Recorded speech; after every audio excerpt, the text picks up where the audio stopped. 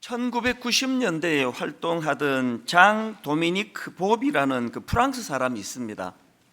이분은 이제 그 세계적인 여성 잡지 엘러의 그 편집장이었을 뿐만 아니라 아주 잘생긴 외모, 화려한 언변 이런 것들로 인해 가지고 그 프랑스의 사교계를 풍미했던 분으로 알려져 있는 분입니다.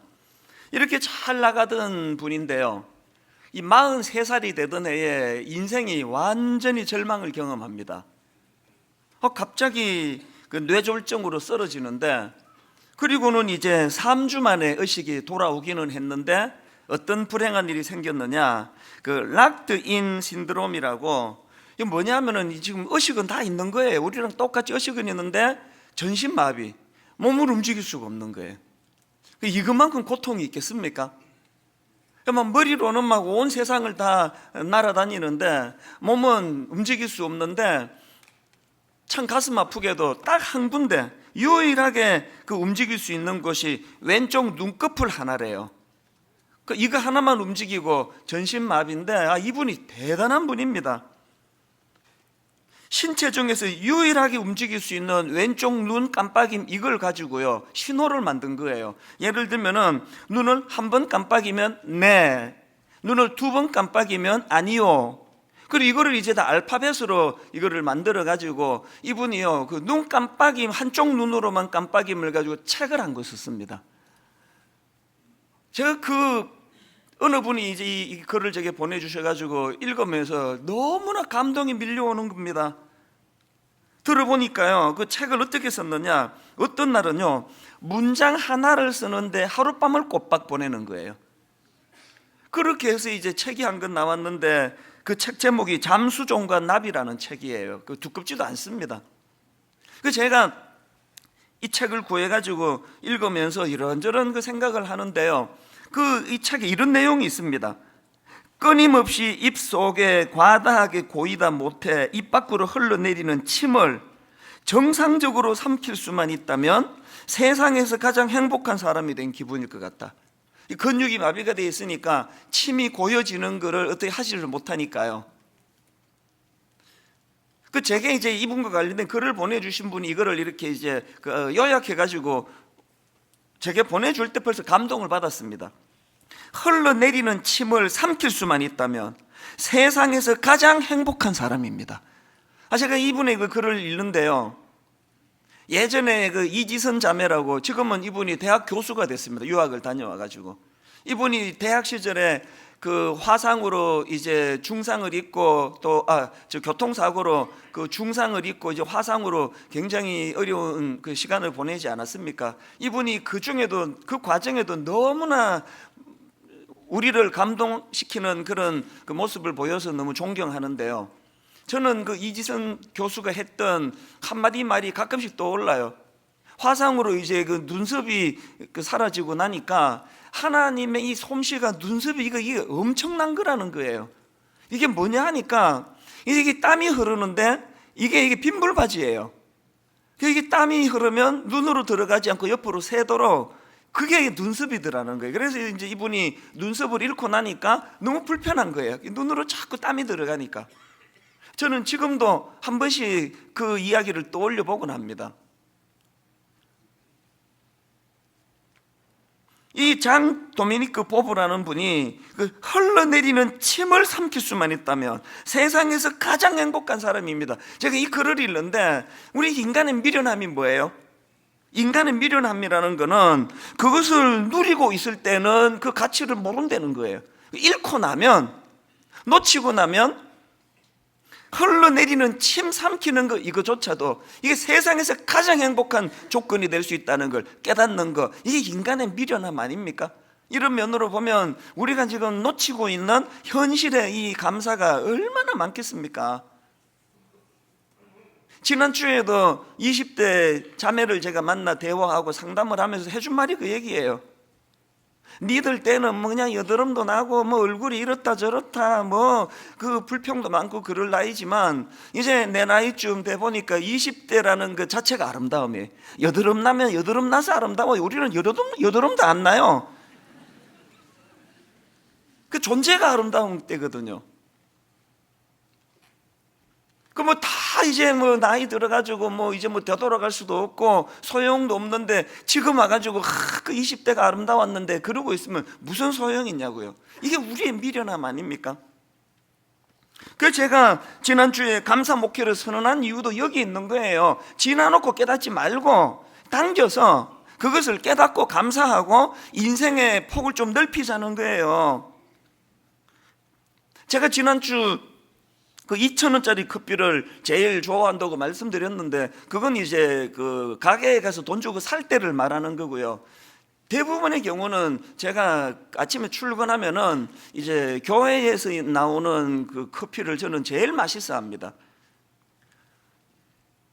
아침에 출근하면 이제 제 아내가 아침을 도시락을 싸줘요. 제가 이렇게 부탁을 해서.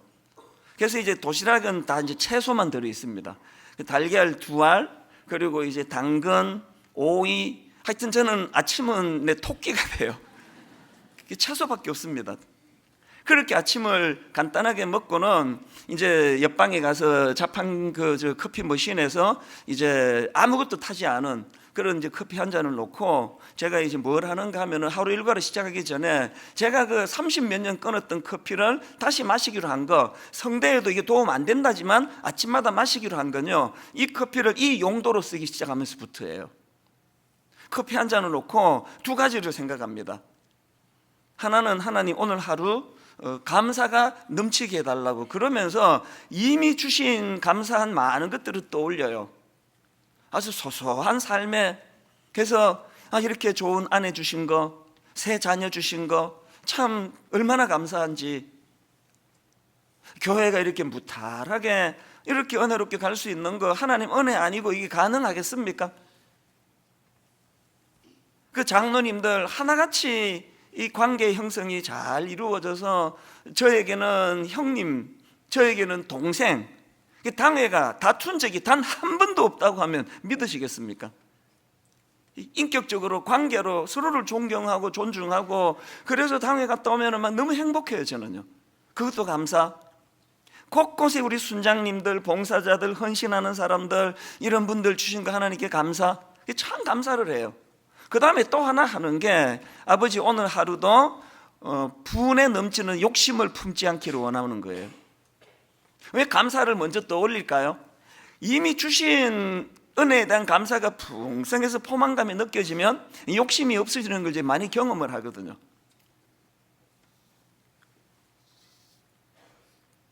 하루를 이렇게 감사로, 뭐 시간 오래 걸리지도 않습니다. 10분도 안 걸려요.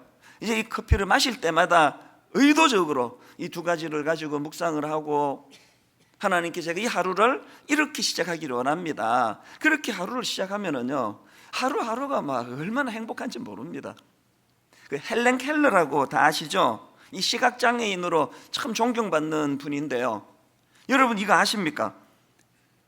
미국의 타임지가 선정한 20세기 가장 영향력 있는 인물 100인, 헬렌 켈러가 이 100인 안에 들어가 있는 인물이에요. 아니 어떻게 그렇게 장애를 가지고 제한된 삶을 사는 헬렌 켈러가 어떻게 20세기 가장 영향력 있는 인물 100인에 선정될 수 있을까? 이게 어떻게 가능했을까? 제가 이런 궁금함을 가지고 이것저것 자료를 찾다가 보니까요, 그분의 말 한마디에서 그 답이 딱 나오더라고요. 헬렌 켈러가 이런 말을 했습니다. 나에게는 너무나 많은 것이 주어졌다. 그렇기 때문에 나에게 어떤 것들이 없는지 생각하며 머뭇거릴 시간이 없다. 나에게는 너무나 많은 것이 주어졌기 때문에 나에게 어떤 것들이 없는지 생각하며 머뭇거릴 시간이 없다. 왜 나는 장애를 가져서 왜 나는 시각장애인이야? 왜 앞이 안 보여? 이런 걸 생각할 겨를이 없다는 거예요. 그것 말고 받은 것들이 너무 많은 것들을 생각하고 묵상하다가 보니까, 여러분 저는요, 그 한마디가요, 왜 이 헬렌 켈러가 20세기 가장 영향력 있는 인물 100인에 선정될 수 있었는지, 이게 비결이다. 이게 오늘 저나 여러분 어떻습니까? 주신 10,000가지 중에 안 주신 한 가지 찾아내는 선수들이 모인 거 아닙니까? 막 귀신같이 찾아내가지고 그 안 가진 한 가지 때문에 10,000가지 받은 거에 대한 생각할 겨를이 없어요. 막 하루 온종일 이것만 집중해가지고 막 이것 때문에 나는 인생이 그냥 걸림돌이 돼가지고 진도가 안 나간다고. 헬렌 켈러와 불평 많은 사람의 차이는 주신 내용물의 차이가 아니에요. 그래서 제가 지난주에 감사 목회를 선언하면서 우리도 헬렌 켈러와 같은 그런 감사를 가지고 감사가 나를 온통 지배할 수 있도록, 내가 오늘 주님 이름으로 이제 한 20년 뒤에 여러분들과 여러분의 자녀들이 타임지가 선정하는 21세기 영향력 인물 100인 안에 다 들어가시기를 바랍니다. 이런 황당한 축복에도 아멘 하시는 분의 믿음은 대단합니다. 그건 그냥 해본 소리고요. 뭐 우리가 어떻게 21세기 백인이 들어가겠습니까? 그러나 아멘으로 화답하신 분의 귀함이 뭐예요? 믿음으로, 뭐 사람은 나를 뭐 백인이 안 넣어줄지 몰라도 101번째라고 여러분이 써놓으세요. 그냥 21세기 가장 영향력인 인물 101번째, 난 진짜 그렇게 생각합니다. 사람들이 뭐 이찬수 목사를 뭐 어느 정도 영향력이 있는지 어떻게 알겠냐고, 알고 저를 평하겠습니까? 저는 그냥 감사함으로는 101번째로 내가 중요한 사람이에요. 좀 황당하다는 표정을 짓고 계셔가지고, 제가 여러분, 우리가 이 헬렌 켈러의 그 감사 태도를, 제가 아침에 커피 한잔 하면서 제가 가지고 있는 이 좋은 습관이라고 생각하거든요. 이걸 여러분에게 권하는 거예요. 여러분, 제가 뭐 억대 연봉, 뭐 외제차 이런 거 비록 거의 탐내지 않는 이유는요, 매일 내가 깨닫는 게 뭐예요? 인간이 행복해지는데요, 커피 한 잔이면 되더라고요. 인간이 행복해지는데 2,000원이면 돼요. 커피 한 잔 앞에 놓고 주신 많은 것들을 감사하고, 그러니까 뭐 가정도 점점 행복해지죠. 제 아내에 대하여 감사를 많이 생각하니까 자꾸 감사를 표하게 되죠. 자녀들에게도 제가 지난주에 아이들 지난주인가 모아놓고 선포했습니다. 아빠가 자꾸 니들 잘 되라고 이것도 지적하고 저것도 지적했는데 아빠가 반성했다. 이제 내가 너희들을 정말 내가 좋은 점을 칭찬하고 더 많이 세워주겠노라고. 잘 될지 모르겠지만 한번 해보려고 합니다. 계속 감사. 오늘 본문도 이런 차원으로 살펴보기를 원하는데요, 오늘 본문은 뭐 아주 간단한 내용입니다. 예수님께서 이제 예루살렘으로 가시는 길입니다. 멀리서 이제 나병 환자 10사람이 예수님을 발견하고는 막 소리를 지르는 거예요. 누가복음 17장 13절, 소리를 높여 이르되 예수 선생님이여 우리를 불쌍히 여기소서. 좀 고쳐달라는 거 아닙니까?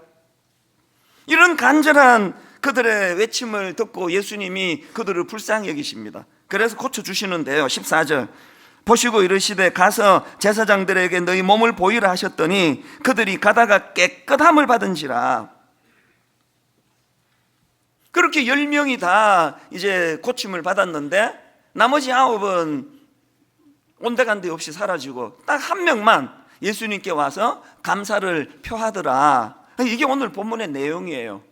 그래서 저는 이런 과정에서 나온 이 17절 말씀이요, 예수께서 대답하여 이르시되 10사람이 다 깨끗함을 받지 아니하였느냐, 그 9은 어디 있느냐. 예수님 이런 문제 제기를 오늘 중심으로 해서 이 문제 제기가 가지고 있는 메시지, 이걸 제가 오늘 좀 살펴보기를 원하는 겁니다. 자, 예수님의 문제 제기에서 얻을 수 있는 첫 번째 메시지가 뭡니까? 신앙생활은 관계의 문제라는 겁니다. 어떤 분은 자꾸 신앙을 거래관계로 생각해요. 이게 무속신학 때문에 그래요. 물 떠놓고 자꾸 빌고 뭐 달보고 빌고 뭐 이러다가 보니까 물 떠놓고 비는 거는 거래잖아요. 물 떠놓고 빌어서 소원이 이루어졌다 끝. 그럼 물하고 무슨 관계를 맺습니까? 만약에 여러분 우리 신앙이요 그런 식의 어떤 무속신앙과 같은 거래관계라고 한다면 오늘 본문은요 14절로서 끝이 나야 돼요. 14절 12절 13절에서 막 고쳐달라고 부르짖었고, 그래서 이제 결과 14절에 어떤 응답이 있습니까? 보시고 이르시되 가서 제사장들에게 너희 몸을 보이라 하셨더니 그들이 가다가 깨끗함을 받은지라. 끝. 그렇게 단락이 나야 되는 거 아닙니까? 그런데 성경이 그렇게 단락으로 끝나질 않고 그 뒤에 17절에서 예수님께서 왜 10사람이 다 깨끗함을 받았는데 9은 어디 갔느냐, 이런 문제 제기가 왜 나오느냐고요. 오늘 본문은요, 그 10명의 그 나병 환자가 고침을 받았더라, 이게 포인트가 아니, 이렇게 설교하면 큰일 납니다. 이건 그 포인트가 아니에요. 왜 자꾸 신앙생활을 거래관계로 생각하느냐? 요한일서 1장 3절에 보니까 우리가 보고 들은 바를 너희에게도 전함은 너희로 우리와 사귐이 있게 함이니 우리의 사귐은 아버지와 그의 아들 예수 그리스도와 더불어 누림이라. 신앙생활은요, 뭐 병 들었다, 기도했다, 고쳐줬다, 이런 어떤 거래관계가 아니에요. 신앙은요, 하나님과의 사귐의 관계, 그로 인한 나와 너와의 관계 회복, 이게 줄거리예요. 이렇게 생각하시는 분은 반쪽짜리 신앙이에요. 이 전수 목사 설교가 좋아서 나는 이 교회 오기로 했어. 한 1년 들었더니 이제 설교가 좀 식상이 돼가지고 교회를 떠나기로 했어. 아주 잘못된 신앙생활이에요. 오늘 이 설교 내용으로 여러분이 저를 평가하신다면요, 그건 교회가 아니에요. 이 설교 한 편이 어떻게 이루어졌느냐, 이 한 편을 통해 하나님이 어떤 걸 받으시느냐. 제가 설교 준비하면서 커피 한 잔을 먼저 마셔가면서 하나님 주신 은혜를 생각하고 하나님의 관계를 회복하기를 원하고 그분께 감사하기를 원하고, 그리고 그분이 제게 맡기신 사명이기 때문에 아버지 제게 맡기신 이 설교 사역을 그저 건성으로 하지 않고 최선을 다하겠습니다. 지금 여러분에게 제가 설교하고 있지만 이 예배는 하나님이 받으시는 예배예요. 하나님을 의식하고 하나님이 주인공 되셔야 되거든요. 그런가 하면은 하나님이 여러분을 막 오죽 사랑하십니까? 그래서 저는 이 설교를 준비할 때 종종 그런 경우가 있습니다. 지금 내가 이 설교 준비할 이 시간에 우리 어떤 성도는 못된 그 직장 사람 만나가지고 막 그냥 마음이 상하고 자존감이 무너지고 울고 싶고 그런 분들이 계실 텐데, 하나님 오늘 내가 이 설교를 잘 준비함으로 말미암아 돌아오는 주일날 그들이 세상에서 받은 상처가 치유되는데 이 말씀을 써주시기를 원합니다. 왜 그렇게 해야 됩니까? 이게 신앙이 이게 거래라고, 교회가 거래하는 곳이라고 한다면 뭐 그렇게 용서할 거 있습니까? 뭐 목사로서 뭐 월급 받고 하니까 뭐 설교해야지, 뭐 어떻게 안 하면 또 쫓겨나니까 뭐 그 대충 설교하고, 뭐 신방도 가야 되니까 뭐 안 가면 내 월급 받고 그러면 안 되지, 그 신방 가고, 그건요 죽은 목회예요. 그 죽은 설교고 죽은 목회예요. 주님과의 관계가 잘 회복이 되고 가슴이 뜨거워지면 주님이 너무나 소중히 여기는 그 주님의 자녀들을 향하여 어떻게 해서든지 간에 말씀으로 은혜를 끼치고 싶어 안달복달하고, 그래서 설교 준비 다 해놓고 이제 이 정도면 됐겠지, 그리고 프린트 다 해놓고 그렇게 하고는 잠자리에 들어서 새벽에 주일 새벽에 일어나면은 또 그냥 찢어버리는 거예요. 왜 찢어버리는지 아세요? 인간은 얼마나 게으른 존재인지요. 원고 프린트 해놓으면 더 안 하고 싶은 거예요. 한 주 내내 했는데 또 들여다보는 게 엄두가 안 나요. 이 찢어버리면 어떻게 해요? 다시 프린트 해야 되니까 봐야 되는 거 아닙니까? 조금 전에 일부 예배 마치고 들어가면서 또 찢어버렸어 이거. 그 어떻게 또 뽑아야 되니까 또 처음부터 또 봐야죠. 이후 예배 마치고 또 찢어버렸어요. 왜 그래야 되는 거예요? 신앙은 거래관계가 아니기 때문이에요. 마음이 들어가야 되거든요. 내 마음이, 이 교회가 커져가지고 한 분 한 분 교제하고 대화하고 커피 마시고 이거는 못하지만, 영과 영이 서로를 신뢰하고 서로를 사랑하고 서로 교제하는 기쁨, 난 저분이 있어서 살맛 난다, 저분은 내가 있어서 살맛 난단다, 이걸 누리는 데가 교회예요. 다락방이, 우리 구역 다락방이 이런 모임이 되기를 저는 원합니다. 그런가 하면 두 번째로 예수님의 문제 제기에서 얻을 수 있는 교훈이 하나 더 있는데, 여러분, 감사는 표현이라는 사실이에요. 저는 그 청소년 사역을 오래 해가지고요, 이 좀 상상력이 좀 풍부해요. 이 공상을 잘하는데요, 오늘 본문을 가지고 이제 계속 묵상하다가 이런 상상을 해봤습니다. 그저 10명이 고침받았는데 1명만 예수님께 나갔는데, 그 나머지 9사람이 60년대 경상도 분들이에요. 표현을 잘 못하는 분들이에요. 마음으로 막 엄청 고마운데 표현을 잘 못하는. 제가 왜 60년대 경상도라고 했냐 하면, 요즘 경상도 분들은 안 그렇습니다. 얼마나 친절하고 얼마나 부드러운데요.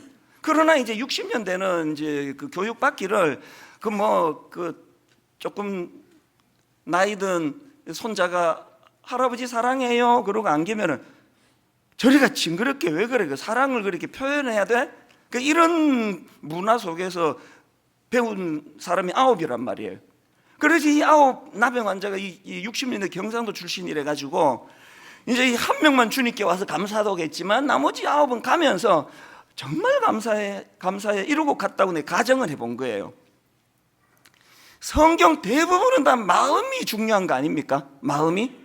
그 성경 대부분이 마음이 중요하다고 한다면 그러면 오늘 본문에 그 9명도 만약에 감사했다면 되는 거 아닙니까? 제가 오늘 본문을 통해 깨달은 게 뭐냐면요, 성경 대부분이 마음이 중요하다고 하지만 감사는 예외라는 거예요. 예수님이 그걸 지금 가르쳐 주시는 거예요. 만약에 그 감사도 마음으로 받으면 된다, 표현 안 해도 된다 그러면 이 17절 내용 바꿔야 돼요. 이렇게 해요. 예수께서 가라사대 공연한 짓을 하였도다. 아버지 9처럼 감사하고 떠나면 되는데 쓸데없는 짓을 하였도다. 뭐 이렇게 끝나야 되는 거 아닙니까? 근데 분명히 예수님께서 나머지 9은 어디 있느냐고, 그 마음으로 뭘 생각했는지 중요하지가 않고 그 9은 어디 있느냐고. 제가 어느 책에 보니까요, 이 감사를 한자풀이로 참 의미 있게 했더라고요. 그 화면으로 이 한자니까 한번 내용을 보세요. 감사는요, 한자로 느낄 감, 살해할 사자래요. 중요한 게 뭐냐? 감사는요, 느낄 감. 우리가 하고 있는 건 그냥 느낄 감 하나로 이미 이루어졌지만 어디까지 가야 된다고요? 중요한 건 저 사자인데요. 사자는 어떻게 구성되어 있습니까? 앞에 말씀 문자가 있고 뒤에 쏠 사자가 있단 말이에요. 그러니까 감사할 때 사가 뭐예요? 우리가 화살을 쏘는 것처럼 우리가 말로 감사를 쏘아야 된다는 거예요. 말로 그 사실을 표현하는 것까지가 감사라는 거예요.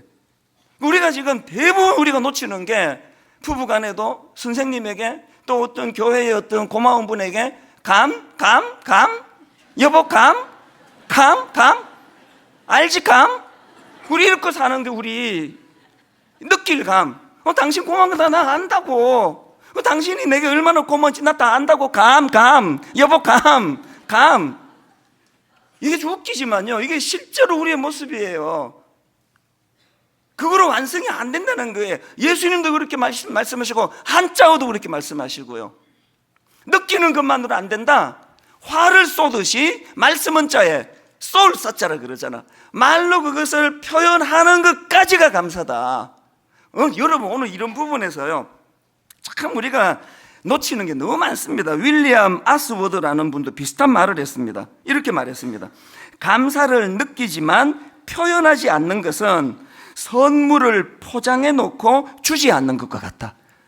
야, 이 너무나 와닿는 이야기 아닙니까? 왜? 이래갖고 상대방이 못 알아들어요. 선물 포장만 해놓고 주지 않으면 그거 안 준 거예요. 니한테 주려고 포장 내가 얼마나 많이 해놓은지 아는 우리 집에 창고에. 그 정신 나간 이야기예요. 포장하는 것까지가 아니라 선물은 그것을 전해주는 것까지란다면 우리가 놓치는 게 뭐예요 지금? 작년 가을에 여러분 그 10월 말에 청년주일 때 고맙게도 우리 청년들이 세상에 그 해도 뜨기 전에 1부부터 5부까지 여러분 예배 마치고 나가면은 그 따뜻한 커피 한잔 하라고 그렇게 커피를 대접한 적이 있잖아요. 기억나시죠? 그 너무너무 정성으로 이 청년들이 우리 어른들에게 커피를 대접해가지고 제가 너무 감사했는데 그 다음날 보고하는 글 하나가 저를 너무 슬프게 했습니다. 가슴 아프게 했습니다. 어떤 보고가 올라왔는지 아십니까? 청년이 받은 상처가 이렇대요. 어제 1000여잔 이상의 커피를 나눠드렸는데 고맙다고 인사하는 어른이 10명이 안 되었다고 합니다. 이게 믿겨지지가 않아요. 안 믿고 싶은데요. 그래서 그 젊은 개들이 상처를 받았대요. 10잔 넘게 대접을 했는데 고맙다고 말한 게 10번밖에 안 된다는 건 우리 문화예요. 이게 문화를 말하는, 우리가 막 유난히 막 정신 나간 사람만 모인 교회가 아니기 때문에 이게 문화란 말이에요. 어떤 목사님이요, 미국 유학 갔다가 너무나 놀랐던 게요, 저 앞에 가는 사람이 이제 건물로 문을 열고 들어가는데 자기가요 거의 뭐 한 5m 뒤따라가고 있었는데 문은 열고 안 가더래요. 열어놓고 자기가 지나가라고. 이게 너무 자기가 거기에 감동을 받아가지고 나 이제 유학 마치면 한국 가서 그래야 되겠다. 그래서 실천을 했어요. 이렇게 조금 멀리 오는데 문을 열어줬더니요, 이상한 사람처럼 보고 가는 거예요. 이게 뭐 스토커인가? 이게 왜 이러지? 민망해서 더 이상 그렇게 못하겠더라는 거예요. 여러분, 우리가요 상대방이 그렇게 호의를 베풀지 않는 그것도 참 기분 나쁜 문화지만요, 왜 그렇게 되는지 아세요? 감사를 표현 안 하니까. 호의를 베푸면 오히려 민망하니까 이상한 사람이 되니까. 거기에 우리도 모르게 지금 익숙해져 있는 거거든요. 이거 지금 이런 문화로 이 부부 생활을 영위한다니까 이 가정이 이게 지금 이게 얼마나 복잡하겠습니까? 맨날 여보 감 알지 감 이러고 있으니까. 저는 잠언 18장 21절이요, 죽고 사는 것이 혀의 힘에 달렸나니 혀를 쓰기 좋아하는 자는 혀의 열매를 먹으리라. 여러분 잘 아시는 민수기 14장 28절, 그들에게 이르기를 여호와의 말씀이 내 삶을 두고 맹세하노라. 너희 말이 내 귀에 들린 대로 내가 너희 행하리니. 내 이 말씀을 가지고 남용할 마음은 없지만요, 이게 그냥 그런 식으로 그냥 말만 하면 이루어진다는 그게 아니고, 그렇게까지 표현하기까지 마음에 하나님을 향한 신뢰를 지금 강조하는 거지만요, 저는 종종 이 말씀을 떠올려요. 너희 말이 내 귀에 들린 대로 그대로 이루어 주겠다. 이런 비슷한 주장을 하는 연구 결과가 굉장히 많습니다. 예를 들면 미국의 노스캐롤라이나 대학교 연구진이 65쌍의 부부를 대상으로 관찰하는 실험을 했는데요, 이제 이 두 그룹으로요, 이 감사 표현을 잘하는 부부, 아주 사소한 것에도 그렇게 고맙다고 표현을 잘하는 부부와 그렇지 않은 부부를 대상으로 조사를 했더니, 사소한 작은 일에도 배우자에게 고마움을 잘 표현하는 그 부부가 그렇지 않은 부부보다 긍정적인 마음이 생길 확률이 10배더래요. 10배.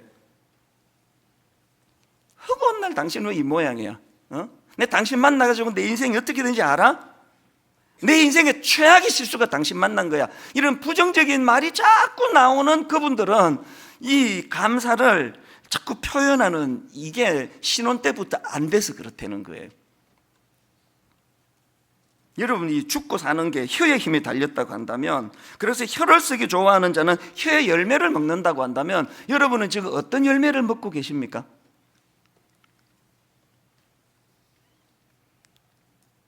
이 말이 가진 위력을 저는 너무 잘 아는데요, 저는 이제 많은 사람을 상대하잖아요.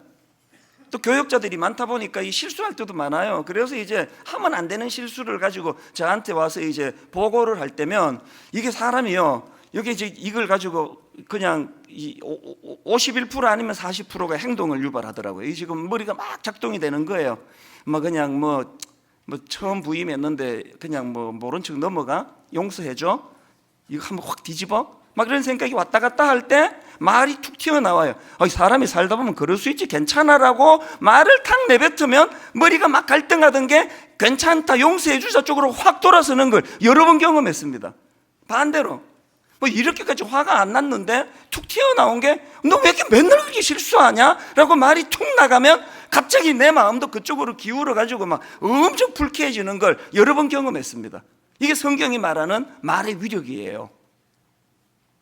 감사는 표현입니다. 표현하면, 요즘에 제가 이거 사실 이 설교를요, 작년 가을부터 제가 준비하기 시작했거든요. 왜? 이제 감사 목회를 선포해야 되겠다고 결심한 게 작년 가을이니까. 그러면서 제가 많은 실험을 거쳤거든요. 제 아내에게 제일 많이 실험을 거쳤어요. 계속 감사를 표현하고 감사를 표현했더니 놀라운 결과가 뭐냐, 상대방도 기분 좋아하지만요, 감사를 계속 표현했더니 제 아내를 보는 내 태도가 달라지더라고요. 이 진짜 괜찮은 여자더라고요. 점점 좋아지는 거예요. 요새는 그냥 보고 싶어 죽겠어요. 교회 한번 보고 싶고, 저녁에 자꾸 보고 싶었다고 표현을 하니까 좀 더 보고 싶어지는 거예요. 전에는 안 그랬거든요. 60년대 경상도. 말의 위력은, 감사의 위력은 표현할 때, 쏠 때 감사의 능력이 나타나는 줄 믿습니다.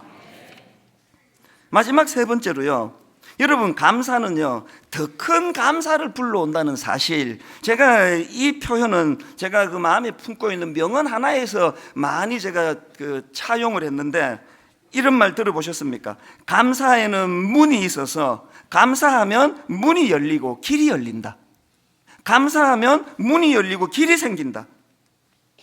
오늘 본문이 딱 이 이야기를 지금 드러내는 거 아닙니까? 10명의 나병 환자가 공통적으로 다 고침을 받았습니다. 그리고 9명은 감사를 안 했고 1명만 감사했습니다. 그 1명 감사한 사람에게 어떤 길이 열렸습니까? 1명 감사에게 어떤 더 큰 감사가 나왔습니까? 19절, 그에게 이르시되 일어나 가라, 내 믿음이 너를 구원하였느니라. 육신의 질병 고쳐주는 게 1감사라면요, 영혼의 구원을 선포하는 이 감사는 만 감사예요.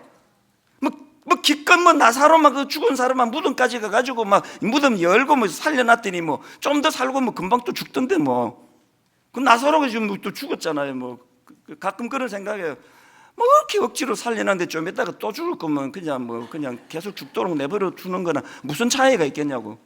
그만 나병 환자가 막 육신의 병을 고침받고 좋아 죽을 것 같았는데 좀 살고 죽어버렸는데 제가 갑자기 얼굴이 하나님이 너무 성령을 부어주셔가지고 제 얼굴이 유명한 영화배우처럼 잘생긴 얼굴로 바뀌어졌다고 할렐루야 한들 한 50년 있으면 죽을 건데 육신의 병을 고침받는 게 일이라면요, 이 나병 환자가 감사함으로 주님에게 받았던 그 선포, 내 믿음이 너를 구원하였느니라는 이 선포는요, 가슴이 터질 것 같은 감사를 얻은 거 아닙니까? 그래서 감사는 더 큰 감사를 불러온다는 거예요. 이 찬양 아시죠? 감사의 폭을 넓히는 게 얼마나 중요한가. 세상 모든 풍파 너를 흔들어 약한 마음 낙심하게 될 때에, 어떤 상황이에요? 세상 풍파에 시들려 가지고 약한 마음이 낙심하게 되는 거예요. 갑자기 친정 엄마가 병원에 갔더니 암이랬날, 암. 갑자기 또 오후에 남편이 전화 왔는데 실직 당하게 됐다는 거예요. 세상 모든 풍파 너를 흔들어 약한 마음 낙심하게 될 때, 그때 어떻게 해야 되느냐? 내려주신 주의 복을 세어라, 주의 크신 복을 내가 알리라. 아시겠습니까? 세상 풍파 나 흔들어댈 때, 그때 본능은 원망과 분노가 불평이 나올 텐데 의지적으로 그동안 주신 복을 세보는 거예요. 얼마나 많은 복을 내가 누렸더라? 2절도 마찬가지입니다. 세상 근심 걱정 너를 누르고 십자가를 등에 지고 갈 때에 사명이 너무 무거워가지고 애가 애 먹이고 속 썩이고 가정은 힘들고, 근데 도대체 이거 내 무거워서 도저히 이 사명 못 감당하겠다라고 마음이 무너질 때 뭘 해야 돼요? 주가 내게 주신 복을 세어라, 두려움 없이 항상 찬송하리라. 사명이 다 없어지고 홀가분해서 두려움 없이 찬송하는 게 아니고요, 주신 복을 세볼 때 사명이 생기는 거예요. 제가 지금 분당 우리 교회를 짊어지고 일만 성도 파송 운동, 가평 우리 마을 허가도 안 나와서 힘들어서 여러 가지 복잡하고 앞으로 할 일들을 생각하면요, 한 걸음도 못 가요. 나같이 나약한 이 촌놈이 이거 어떻게 버티는지 아세요? 어떻게 버틴다고요? 말씀드렸잖아요.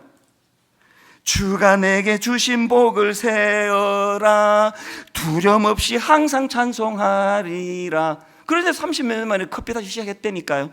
아침마다 주신 복을 세느라고 커피가 도움이 되더라고요. 이 찬양이 하나하고 후렴 부르고 2절하고 후렴 부르고 3절하고 후렴 부르고 반복하는 게 뭡니까? 받은 복을 세어 보아라, 크신 복을 내가 알리라. 받은 복을 세어 보아라, 주의 크신 복을 내가 알리라. 헬렌 켈러처럼 살라는 그 얘기예요. 그 눈 못 뜨는 시각장애인 그것 때문에 불편한 것에 집중하지 말고 많은 받은 것을 계속 세보면 이거 생각할 겨를이 없어서 20세기 가장 영향력 있는 인물에 백인에 들어갈 수 있다는 그 얘기예요. 이 점에서 저는 또 이제 중요한 두 가지 운동을 선포하려고 하는데 요즘은 막 매주마다 선포하는데 이게 뭐 지켜질지 모르겠는데 오늘은 진짜 중요한 선포예요. 두 가지 운동 중에 첫 번째 운동, 감사 일기 쓰기 운동이에요. 고맙게도 출판사가 허락해 줘가지고요, 얼마나 예쁘게 만들었는지 아십니까? 153 감사 노트. 뭐 시중 서점에서도 이거 다 구할 수 있을 것입니다.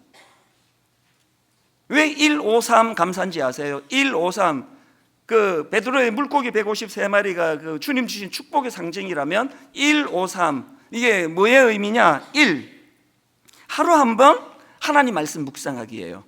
커피 앞에 놓고 자기 생각으로 묵상하는 거 소용없습니다. 말씀 한 구절이라도 말씀이 오늘 내게 영향을 미치도록 1, 하루 한 번 하나님 말씀 묵상하기. 그 다음 5가 뭐예요? 1, 5, 3, 5, 하루에 5가지 감사 제목 적기. 하루에 5가지 감사 제목 적기. 3, 하루에 3번 감사 표현하기. 이건 잘못된 거예요. 1로 3으로 숫자를 껴 맞추느라고 이렇게 갈 수밖에 없었는데요, 사실은 1호 3 00000000 그렇게 들어가야 돼요. 하루에 3번 감사 표현하는 거 아닙니다. 30분 표현하기, 300번 표현하기, 3000번 표현하기. 그래서 여러분, 매일 아침에 혹은 매일 저녁에 부부가 나란히 앉아 혹은 직장에서 이것을 기록을 하시고요, 숙제가 하나 있습니다. 교회 홈페이지에 이번에 게시판 완전히 다 개편했습니다. 게시판에 오셔서 여러분이 적으신 감사 5가지를 홈페이지에다가 올려놓는 것까지가 여러분이 하실 일이에요. 감사, 쏘는 것까지예요. 기록하는 것까지입니다. 난 죽어도 그렇게 순종 못합니다. 게시판에 그렇게 글 올리고 나는 안 합니다. 이런 분 계시면 지금 양말 물고 한번 서보세요, 자리에서. 아무도 안 계시는 걸로 봐서 이제 이 감사 운동에 동참하기로 결단하신 줄로 믿습니다. 미국의 그 심리학자입니다. 에먼스 교수, 또 셀리그먼 교수, 저도 종종 인용했던 그 긍정 심리학자들 아닙니까? 이분들도 감사 일기 쓰기를 적극적으로 추천하는데 왜 그런지 아세요? 가벼운 우울증 상태에 있던 사람들에게 매일 이렇게 감사한 일을 찾도록 그렇게 했더니 우울 증상이 호전이 되고 또 그 효과가 장기간 유지가 되더라, 뭐 이런 식의 연구가 계속 나오니까 심리학자들이 감사를 자꾸 쓰라는 거예요. 감사 노트가 그런 위력이 있으니까. 여러분, 이제 이 감사 노트를 시작할 때 안남웅 교수님의 그 목사님의 말씀 기억하시면서 지난주 드린 말씀이요, 감사할 게 없다고요? 참기름 짜듯이 쥐어짜 보세요. 생각지도 못한 감사한 일이 떠오를 겁니다. 이것을 여러분도 경험하는 그런 이번 한 주간 되시기를 바랍니다. 감사와 관련한 운동 한 가지 더 있습니다. 가정예배 회복 운동이에요. 사실 제가 지난 17년 동안 개척하고 하나 내 마음에 맺혀 있던 게 이 가정예배가 자리에 잘 안 잡히는데 이제 확실히 잡았습니다. 이제 가정예배 오늘 저녁부터요, 도구가 2가지입니다. 하나는 드라마 바이블이고 하나는 감사 노트입니다. 그래서 제가 가족 숫자만큼 구입하라고 하는 거예요. 여러분이 드라마 바이블 만드시면 얼마나 고맙습니까? 그렇게 정성을 들여 큰 돈 들여가지고 만들었는데 다 공짜로 다 나눠줘요. 핸드폰으로 앱으로 다운받으시면요, 그날 저녁에, 오늘 저녁에 가족이 모여가지고 우리 홈페이지 들어오셔도 되고 앱 다운받아서 하셔도 되고 가정예배 순서지 만들어드렸죠. 한 달 분치예요. 시작하시면서 3월 31일 창세기 1장 그냥 드라마 바이블 켜두시면 돼요. 애들과 더불어 눈만 감으면 돼요. 얼마나 쉽습니까? 드라마 바이블을 가지고 말씀 한 구절을 읽고 그리고 나서 감사 노트를 펴세요. 다음 주부터 주중에 월화수목금 자기가 감사했던 그 5가지 써내려간 걸 가정예배 때 이거를 나누는 거예요. 우리 큰아이 화요일 감사 한번 읽어볼래? 당신은 수요일 한번 읽어보시겠습니까? 그렇게 같이 나누고 그러면요, 그 아이가 한 주 어떻게 살았는지 딱 파악이 될 거 아닙니까? 그리고 이제 마무리할 때 한 주일 전체 감사, 지난 주일 저녁부터 오늘 저녁 이 시간까지 하나님께 감사했던 걸 5가지를 그 자리에서 가족이 같이 써내려가는 거예요. 그리고 그것을 놓고 하나님께 감사함으로 같이 기도하고 가정예배가 마무리되는, 이제 분당 우리 교회의 가정예배 운동이 회복되리라고 저는 확신합니다. 결론을 맺습니다. 한 가지 말씀만, 부끄러운 말씀 하나 드리고요, 이제 말씀을 정리하려고 하는데요. 사실 저는 결혼하고 30대 때 잘못된 생각을 갖고 있었습니다. 아내에게 참 미안해요. 제가 이제 목회자다 보니까, 목사다 보니까 자꾸 이제 제 아내를 제가 이제 가르쳐야 된다는 생각이 많았습니다. 그래서 제가 계속 가르쳤어요. 당신 왜 목사 부인이 왜 그렇게 행동해? 그러면 안 되는데, 그 목사 아내가 그러면 안 되지, 왜 그렇게 해? 계속 근데 지적을 많이 했어요. 근데 이게 사람이요, 지적한다고 고쳐지는 존재가 아니에요. 점점 막 경직이 되고 막 긴장하고 목사 아내 된 거에 대하여 많이 힘들어하고 이런 것만 생기지 변화가 없더라고요. 뭐가 잘못된지 잘 몰랐습니다. 이 결혼을 잘못했나 막 그런 생각도 했어요. 제가 아주 잘못된 생각을 한 거예요. 배우자는요, 지적해서 고치게 만드는 대상이 아니에요. 배우자는 그 자체를 수용해주고 그 자체를 존중해주는 대상이에요. 요즘은요, 진짜 지적하지 않습니다. 요즘은 내가 의도적으로 애를 써서 자꾸 인정을 해줘요. 세상에, 내가 당신 안 만났으면 내 이렇게 안정식 목회를 어떻게 하겠냐고. 분당 우리 교회 오늘의 이 목회 50% 이상은 당신이 만들어준 열매라고, 너무 고맙다고 계속 그런 고백을 해요. 어떨 때 조금 이제 업돼 있을 때는 우리는 그런 일은 없지만 만약에 다시 한번 내가 선택권이 주어진다 해도 나는 당신을 택할 거라고 이 경상도 사람 입에서 이런 놀라운 말도 하게 되고 이러니까요, 점점 가정이 좋아져요. 정말 신혼으로 돌아가는 것 같습니다. 오늘 이 원리를 기억하시면서 무엇보다 감사가 회복되려면 제일 먼저 회복돼야 되는 것, 날 구원해 주신 십자가 은혜 감사. 십자가로 날 구원해 주신 그 은혜가 내 안에 충만할 때 우리 일상적인 삶 속에도 감사가 회복될 줄로 믿습니다. 오늘 말씀을 기억하시면서 우리 찬양 같이 불러보십니다. 다 표현 못해도 나 표현하리라. 다 고백 못해도 나 고백하리라. 다 알 수 없어도 나 알아가리라. 하나하나가 다 표현에 대한 이야기 아닙니까? 우리 가사를 생각하시면서 함께 찬양하기 원합니다. 다 표현 못해도 나 표현하리라. 다 고백 못해도 나 고백하리라. 다 알 수 없어도 나 알아가리라. 다 닮지 못해도 나 닮아가리라. 우리 다시 한번 고백하시지 않겠습니까? 다 표현 못해도 나 표현하리라. 다 고백 못해도 나 고백하리라. 다 알 수 없어도 나 알아가리라. 다 닮지 못해도 나 닮아가리라. 이 감격을 고백합니다. 그 사랑 얼마나 아름다운지, 그 사랑 얼마나 날 부욕해 하는지. 여러분이 하나님 은혜에 대한 감격, 그 사랑 얼마나 크고 아름다운지를, 그 사랑 얼마나 나를 감격하게 하는지 다 표현 못해도 나 표현하리라. 다 고백 못해도 나 고백하리라. 다 알 수 없어도 나 알아가리라. 다 닮지 못해도 나 닮아가리라. 여러분 이렇게 믿음으로 선포하십시오.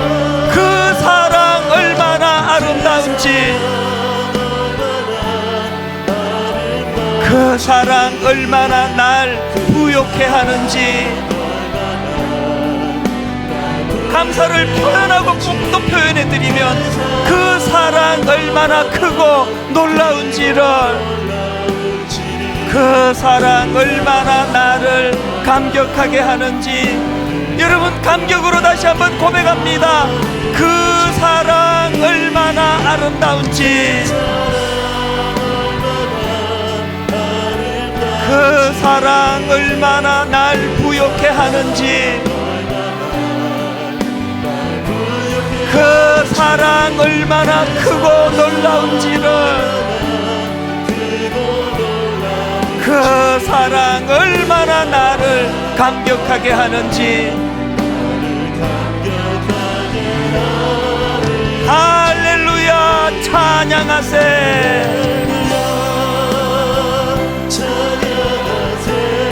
내 모든 죄 사함받고 주 예수와 동행하니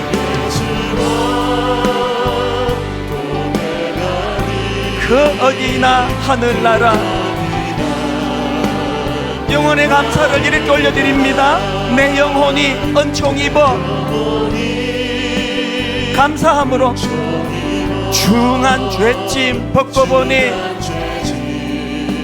감사의 눈으로 보니까 슬픔 많은 이 세상도 천국으로 화하도다. 여러분 이 감격을 가지고 하나님께 선포합니다. 할렐루야 찬양하세. 내 모든 죄 사함받고 주 예수와 동행하니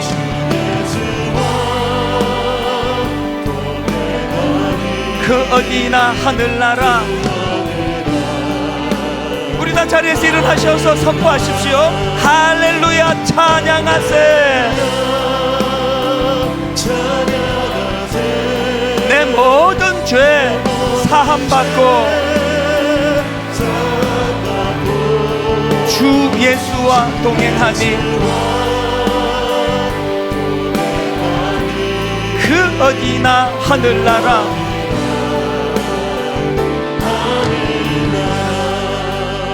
말씀을 감사함으로 받고 그 감사를 기도로 표현해 보시기 원합니다. 이제 하나님 우리 가정이 살아날 방법을 찾았습니다.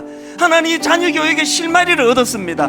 이제 내가 부모가 먼저 감사를 표현함으로 이것들이 바로 능력으로 나타날 줄로 믿습니다. 확신을 가지고 통성으로 같이 기도하시겠습니다. 살아계신 하나님 아버지, 오늘 주신 말씀을 믿음으로 감사함으로 받기를 원합니다.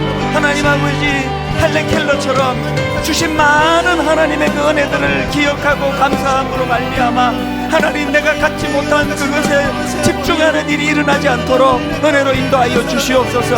하나님 아버지, 감사함으로 받을 때 아버지 보일 것이 하나도 없는 인생입니다. 저같이 아버지 부족하고 아무것도 갖춘 것 없는 종이 이만큼 은혜를 받아 누렸다면 하나님 뭘 더 욕심을 내겠습니까? 감사함으로 감사의 문을 열고 그렇게 하나님 앞으로 나아가도록 인도하여 주시옵소서. 하나님 이제 감사 노트를 가지고 매일매일 감사를 써내려가기 원합니다. 하나님 아버지, 드라마 바이블을 가지고 하나님의 말씀을 늘 읽고 듣고 묵상하기를 원합니다.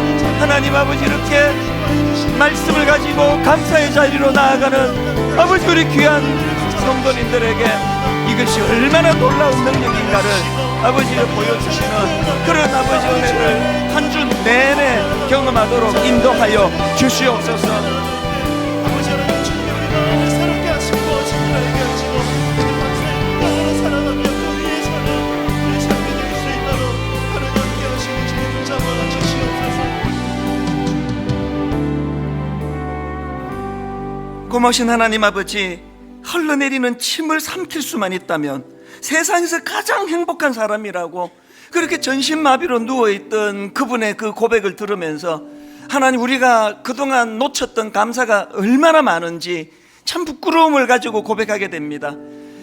수만 가지 주신 은혜 가운데 그 안 주신 그 한 가지를 찾아내는데 선수가 돼가지고 늘 그것 때문에 스스로를 초라한 자리로 몰고 갔던 지난 시간들을 눈물로 회개합니다. 너무너무 사랑해서 내가 선택해서 한 결혼인데, 결혼하고 나서부터는 계속 이 사람이 갖고 있지 않는 거기만 집중해가지고 몰두하면서 원망하면서 보낸 세월들이 얼마나 아깝고 허탄한지요. 하나님이 이제 처음 결혼할 때 그 마음 그대로 10가지 약점이 있다 할지라도 내가 발견한 한 가지 좋은 점으로 말미암아 결혼할 정도의 각오가 생기는 마음으로 배우자에 대하여 좋은 점을 칭찬하고 좋은 점을 계속 그것을 드러내주고 감사해주는, 그래서 아버지 상대방이 바뀌어서 변화되는 가정도 있겠지만 말씀의 원리를 가지고 나 자신이 변화됨으로 가정이 회복이 되는 놀라운 역사가 이곳저곳에서 일어나도록 함께하여 주시옵소서. 우리 자녀들에 대한 교육 방법도 바꾸기를 원합니다. 감사함으로 이미 너로 충분하다 고백하며 그 아이에게 그렇게 감사함으로 부모님들이 다가갈 때에 그 아이들이 바뀌게 될 줄로, 변화될 줄로 믿사오니 우리 가정 안에 이런 역사가 일어나도록 함께하여 주시옵소서.